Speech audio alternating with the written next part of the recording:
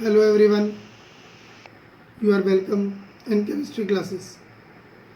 Till now in surface chemistry, till the previous video, we have studied about adsorption, types of adsorption, then catalysis and characteristics of catalysis. In that we have discussed that catalyst is having three types of characteristic: selectivity, specificity and activity. All three characteristics we have discussed yesterday. Today we'll study about shape selective catalysis of zeolites, and then we'll move on enzyme catalysis and an introduction about colloids. So the first topic of today's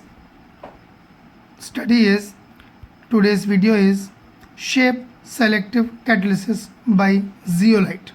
zeolite जो हैं वो microporous alumino silicates होते हैं और उनके अंदर cage like structures होते हैं जिनको कि हम बोलते हैं कैविटीज़. ये सिलिकेट्स हैं.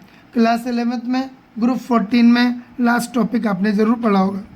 3 डायमेंशनल स्ट्रक्चर होता है इनका और उस 3D के अंदर होल्स होते हैं, पोर्स होते हैं.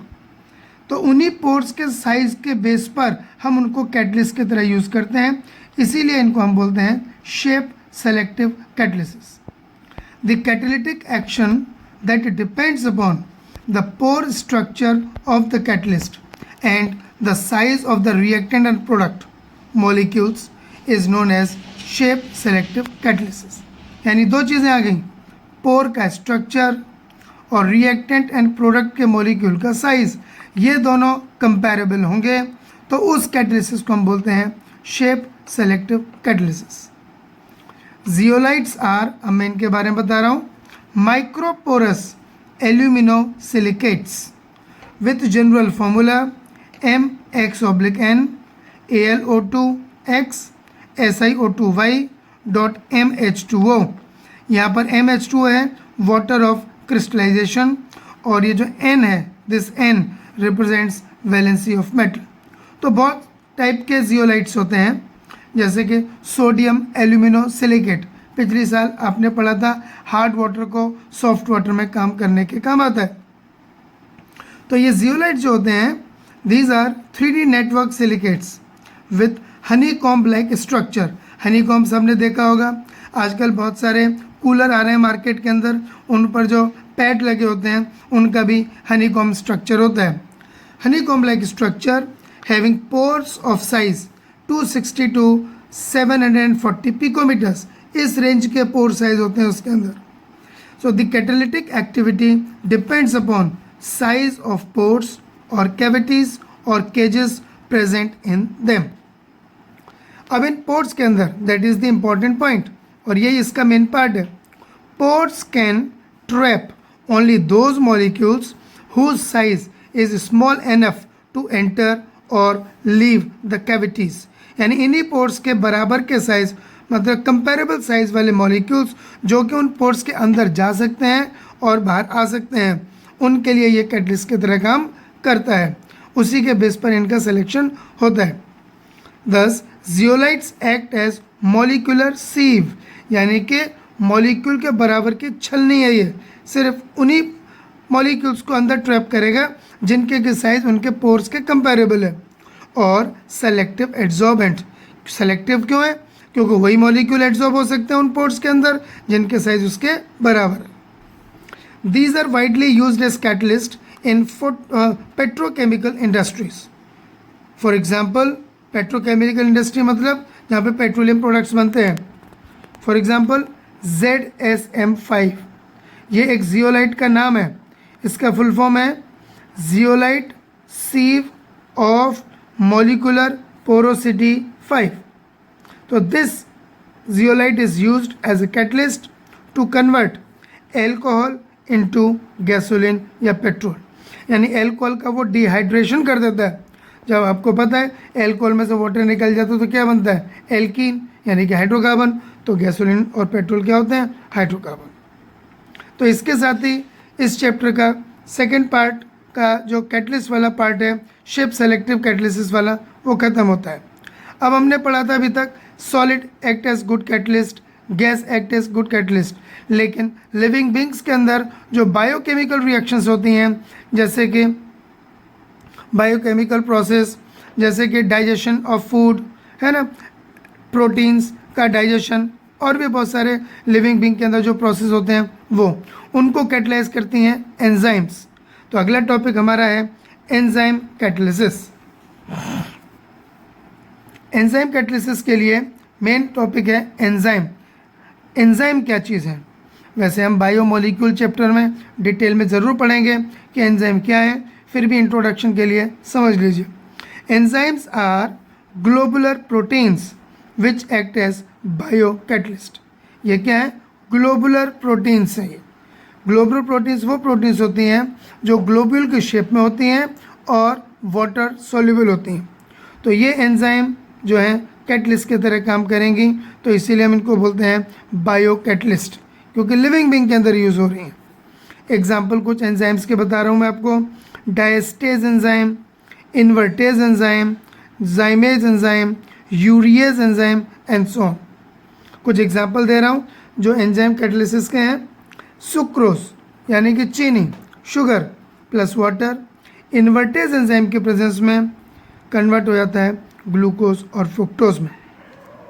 ऐसे यूरिया की हाइड्रोलिसिस होती है in presence of enzyme urease to form ammonia and CO2। अब कैरेक्टरिस्टिक्स ऑफ एंजाइम, यानी एंजाइम की क्या कैरेक्टरिस्टिक प्रॉपर्टी हैं जब वो एक कैटलिस्ट की तरह काम करती हैं।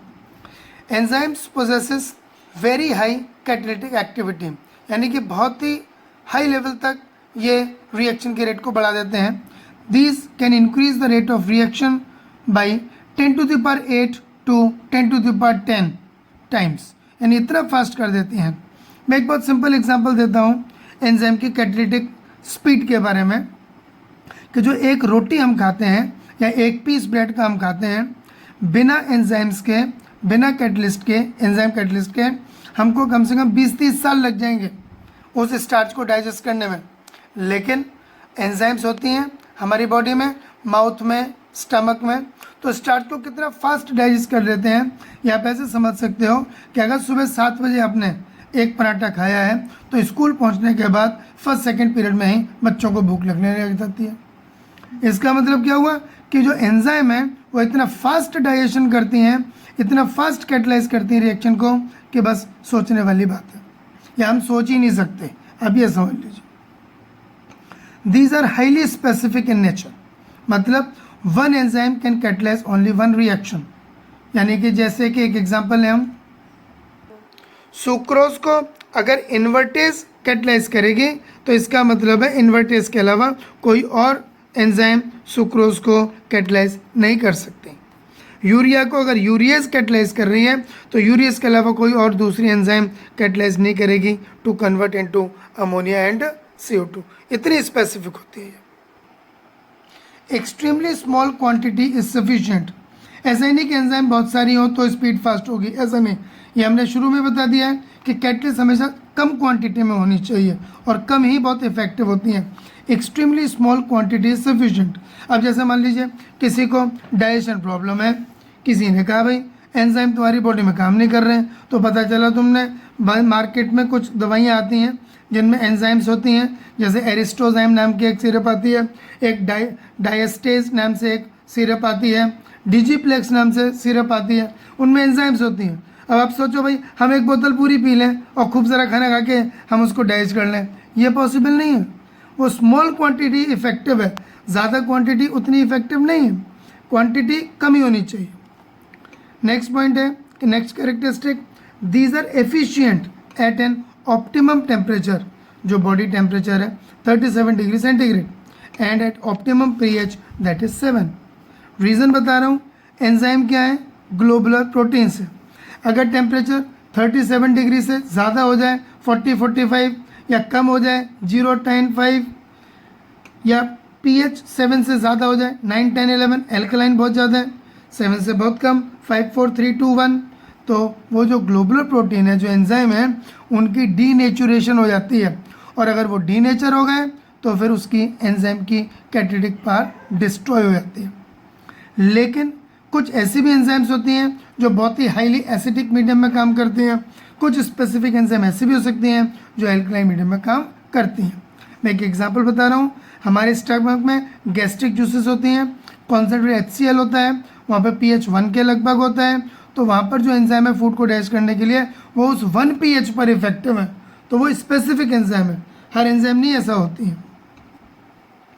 अब नेक्स्ट टॉपिक है मैकेनिज्म ऑफ एंजाइम कैटालिसिस, यानी एंजाइम किस तरीके से कैटालिसिस को फॉलो आउट करती हैं, यानी किस तरीके से वो फॉलो करती है रिएक्शन को प्रोसीड करने में। तो इसके लिए एक बहुत पॉपुलर थ्योरी है, उसको बोलते हैं लॉक एंड की मॉडल या लॉक एंड की हाइपोथेसिस। सबको पता है एक ताला और उस एक ताले की एक स्पेसिफिक चाबी होती है, तो वो ताला उसी चाबी से खुलेगा, यानी कि हर एंजाइम की सरफेस पर एक एक्टिव साइट होती है। Each enzyme has an active site where a specific substrate molecule यानी कि रिएक्टेंट कैन बाइंड और अटैच, यानी उस एंजाइम की सरफेस पर एक पर्टिकुलर शेप होती है, उस शेप पर पे ही जा करके वो जो सबस्ट्रेट होगा वो अटैच होगा। ये टॉपिक आपको पता होगा, केमिस्ट्री इन एवरीडे लाइफ की वीडियो में मैंने बताई थी।